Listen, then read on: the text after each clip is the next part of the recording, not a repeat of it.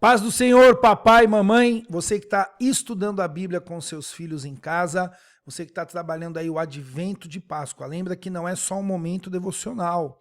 Deus está te usando para restaurar a imagem dele na vida dos seus filhos. Isso é muito importante você entender que vai além de um momento devocional. O que já é maravilhoso o momento devocional, mas está acontecendo coisa maior aí.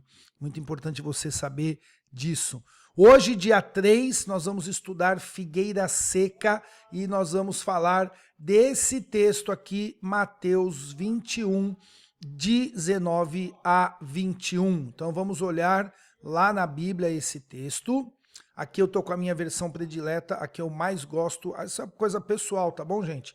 Na verdade, quem vai estudar a Bíblia é o que eu sempre falo, por isso até que eu coloco aqui, ó, comparação de textos. Se você vai estudar a Bíblia, você pode ter a versão predileta, é óbvio, mas leia em outras versões que vai ser muito bom, tá? Então aqui na NVT diz que encontrando uma figueira à beira do caminho, foi ver se havia figos, mas só encontrou folhas. Então disse a figueira, nunca mais dê frutos, e no mesmo instante a figueira secou.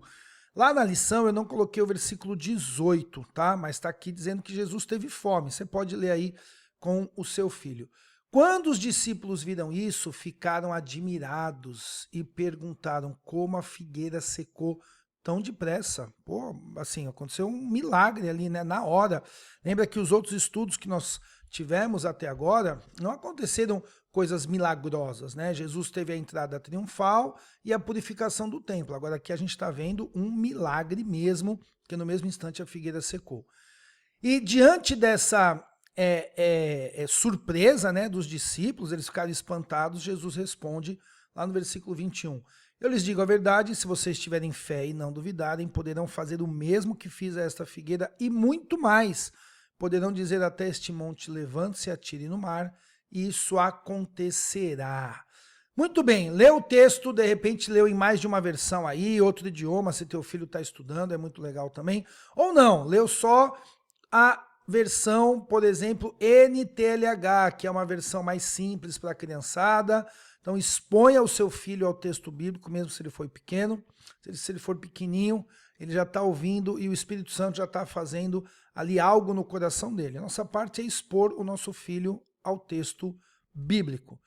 Muito bem. Aqui nós temos o observar, interpretar e aplicar. Mas eu quero falar uma coisa para você. Você não precisa necessariamente falar, agora estou observando, agora estou interpretando, agora estou aplicando. Veja que aqui você tem uma ferramenta teológica de interpretação de texto, de análise de texto. Eu observo, eu interpreto, eu aplico.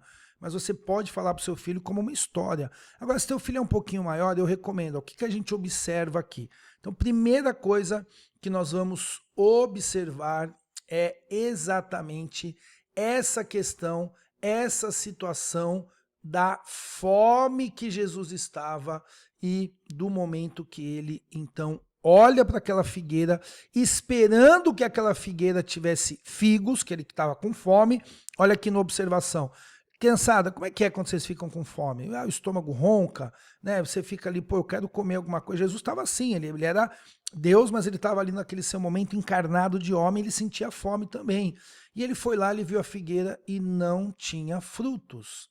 Poxa, ele falou, então, ó, se você não está dando fruto, você não serve para nada, então já vou te secar agora. E a figueira seca naquele mesmo instante. Outra coisa legal para você observar é a cara dos discípulos. Pode fazer com seus filhos. Pessoal, qual que será que foi a cara dos discípulos? Oh, põe a mão na boca, né? Meu Deus, o negócio secou na hora, que louco. Pai, eles ficaram assim impressionados com aquilo. Eles viram aquele milagre, então isso aí é tudo que a gente pode observar ali no texto. Como eu falei, pega um galho de folha com flores, pega um galho seco e faz para os seus filhos assim, ó, disso aqui já ficou assim na hora, leva a criança e a sua imaginação lá a observar. Bom, e o que isso então significa? Como que nós vamos interpretar esse texto? Então nós vamos interpretar esse texto entendendo que Jesus usa a situação da figueira. Peraí que eu coloquei uma seta a mais aqui, agora sim. Jesus usa a situação da figueira para ensinar sobre uma vida com fé em Deus. É isso que Deus está ensinando.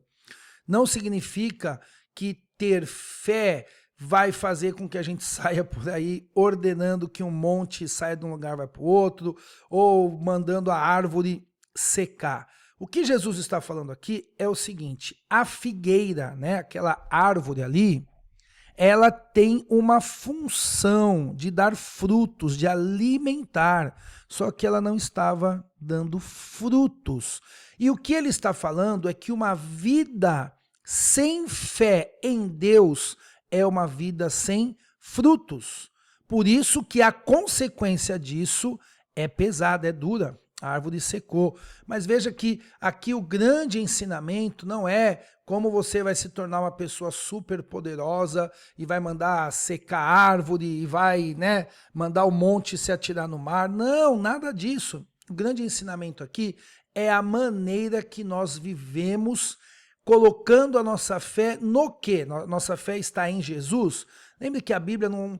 A ideia não é quantidade de fé. Se eu tenho mais fé, menos fé.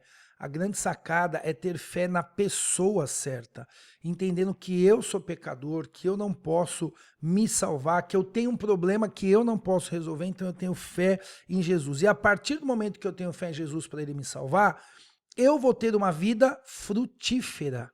Eu vou ter uma vida que vai glorificar a Deus. E não ter uma vida frutífera que glorifica a Deus tem uma consequência ruim.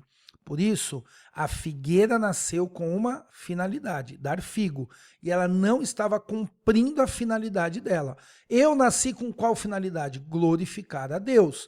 Então, fale para a criança que aqui não é uma coisa de ter poder, é uma coisa de ter fé para uma vida que glorifica a Deus, uma vida que dá frutos. E aí a gente já vai entrar lá na aplicação, pensando em situações reais que você vive aí com o seu filho, que você vive aí com a sua família. Então, o que você vai falar agora nessa parte aqui? Você vai falar de situações reais onde o seu filho não está dando frutos. Então, o que é dar frutos para uma criança? O que é viver para a glória de Deus? O que é ser uma figueira, simbolicamente, que glorifica a Deus? É orar, ler a Bíblia, é obedecer o pai e a mãe, é não ser preguiçoso quando tiver que arrumar o quarto, é perdoar as pessoas, é falar de Jesus. Mas veja bem, pessoal, o evangelho não é o que a gente faz e o que a gente não faz em primeiro lugar. O evangelho é a maneira que a gente crê em primeiro lugar. Porque esse fazer e não fazer, ele pode virar um legalismo.